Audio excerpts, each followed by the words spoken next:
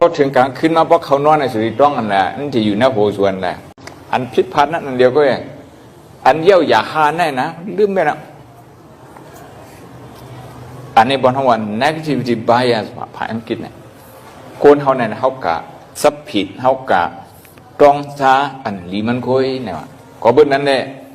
มีเงินมีคำก็ไปซื้ออะไรหมอพอเลยพีเอชีก็ไปซื้ออะไร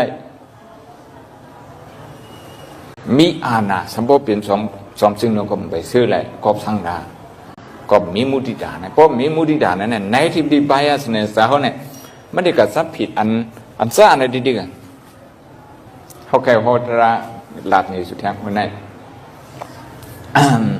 ออกมาที่จะฉากอังกฤษอุปมาเนี่ยมันจะเห็นหัวเนี่ยเห็นหัวได้เจ้ามาอุดเฮียงหัวอย่างเกาปากเขาชิบเกาหัวเนี่ยเข้าไปเข้มหนาวเนี่ยลายมือเข้มหนาวหัวสมัครใครเอามีดเด็ดอินใครเอาวิดเด็ดอินด้วยมันทั้งจ้ากว่าตุ้งซ้อมก็ว้วนลงมาอุดหัวเนี่ยดิเนี่ยซุ่งซ้อมว้วนมาอุดร้องในมันนั่งเจ้าว้วนร้องในเนี่ยหวยเลี้ยวก็เพราะวนกำเป็นสองหวยอ่ะนอกคำเพราะวนแห่งกำสองหวยเนี่ยเป็นสี่หวยอ่ะเหตุไหนที่ไงมันคืนนี่ดีเนี่ยอันมีดังนอกอะไรมีหวยไงอันนั้นอันมันใจเนี่ยคุยกับเสริมกับวนเส้นเดียอันนี้ห้องวัน negative reinforcement เนี่ยลูกกะปัญญากับคนมันจะนั่นที่ดึงนะ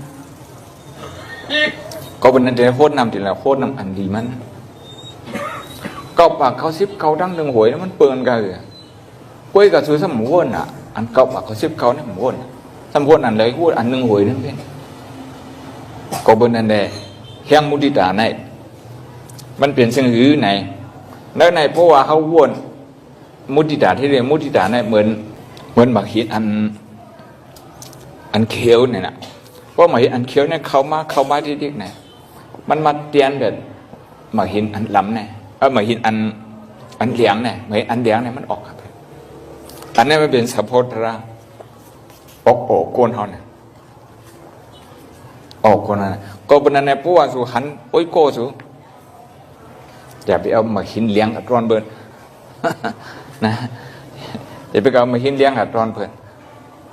เอามาหินขาเอามาหินเขียวร้อนเบิร์นดูเขาก็กวนนั่นนะอย่าไปเอามาหินเลี้ยงใส่ท้องเขาอย่าไปเอามาหินเลี้ยงใส่อกเอามาหินเขียวใส่อก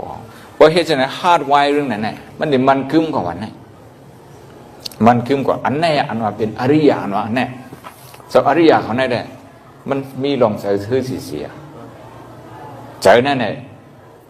มันเพิ่มขึ้นไม่สิพอกแล้วเพราะลาสีมันเพราะว่ามีมุติตาน้ำคำไก่เขี้ยบนอันเขี้ยบนเขาความสังเกตเขี้ยบนใครบนมักมันเขาแก่เลยเขา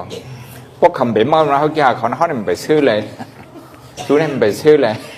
มีเฮือนเยอะดังนั้นมันไปซื้อเลยเนี่ยชุดหลุยสังก็เบอร์สังก็ประสบกับมุงมองเขาเบิร์มามักมันชุดนี้กักโซ่ลองซื้อใจชุดนี้มันกับมีเนื้อมือเบิร์นเพราะจะกับมุงมองเบิร์นนะเขาเบิร์นนั่นเขาบอกหมอเบิ้งอิงดูก่อเขาบอกซื้อสาอะไรว่ามีลองซื้อใจช่องจุกเก่าเนี่ยเขาเดือดเฮ็ดจังเลยเขาเดือดหมอความแค่ว่าผลิตเนี่ยนะ produce ความมันคิดว่าเดือดไหลเฮ็ดออกในใจเขาในขึ้นมาโหใจเขาในมันเดือดไหลหมอเฮ็ดออกมุติตาเดือดไหลมากทีเนี่ยเพราะมันชัดเจนกับมุงมองเปิดเนี่ยกับมุงมองเปิดเนี่ยเพราะเปิดมายองเนี่ยดอกคำได้ เป็นได้บ้องตั้งวันเอาอยู่ในเครื่องหลงป้องตั้งวันเนี่ยมันขาดอีช่างอ่ะมันขาดมุติฐานเนี่ยขาดมุติฐานเนี่ยจะรู้เห็นครับเรียนคำนงโคลีนะจะไปเปิดบนมายองดูก็อารมณ์เหมือนในนงโคเข้มนะเส้นในเสน่ห์พบนมายองพอบนมายองเนี่ยยามขาพอยามบนมาแทงปองเนี่ยมือวันเนี่ยมาเนี่ยวายองว่าโคหังเดียวเหมือนนั่นได้หมู่ว่าสังก็ถางได้มันบอกให้เจอเขา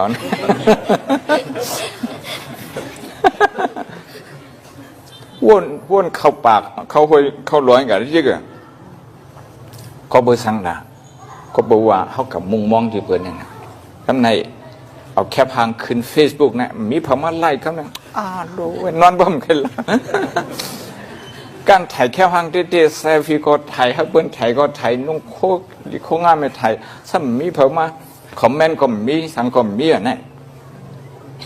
พอสุกับมุงมองเปิดเป็นไงอ่ะเพราะว่าเฮ็ดกรุณามุทิตาเพราะเฮ็ดมุทิตาเนี่ยมันออกมาในแต่ของกูมันเหมือนเส้นกว่าถ้ากินน้ำหมูเพิ่นอ่ะเขาถ้ากินน้ำหมูเขาถ้ากินน้ำหมูเขาน้ำหมูกรุณามุทิตามันเฮียงไรบ่เขาเป็นห้องอัปปมานาเนี่ยเฮียงไรบ่เขาเป็นนั่นแหละหันหงเศร้าคำลายคาเนี่ยเขาเป็นหงเศร้านะเพียมมาเขาเป็นเพื่อนเพียมมาเขาเป็นหงเศร้าซะเจ้าละเขาคนกุโกนะก็อยู่น้ำมโหสายสุไลแต่เลยมีกรุณามุทิตาพอมีกรุณามุทิตาเนี่ยหรือเป็นพวนโหบนะกุโกน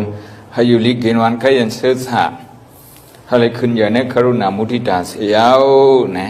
จาเนโลกาจาเนธรรมะหังผังมันกุโกนสักคำด้วยทาง